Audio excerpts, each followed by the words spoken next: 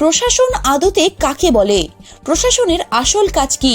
সেবাশ্রয়কে আশ্রয় করে জানিয়ে দিলেন অভিষেক।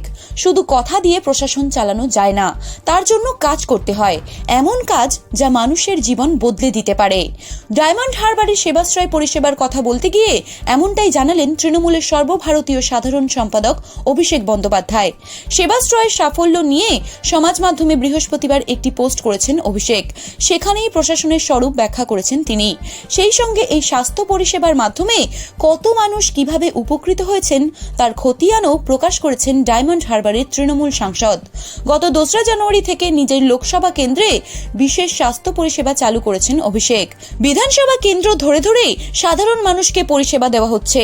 চোখ, রক্তচাপ, সুগার থেকে ক্যান্সার, বিভিন্ন ধরনের অসুস্থতায় চিকিৎসা পরিষেবা পাচ্ছেন মানুষ। বর্তমানে সেবাশ্রয় চলছে ফলতা বিধানসভা কেন্দ্রে। মাত্র 5 দিনে সেখান থেকে 65,000-এর বেশি মানুষ বিনামূল্যে পরিষেবা পেয়েছেন, জানিয়েছেন অভিষেক। 2রা জানুয়ারি থেকে এখনো পর্যন্ত সেবাশ্রয় থেকে সেবা পেয়েছেন 3,41,000 মানুষ।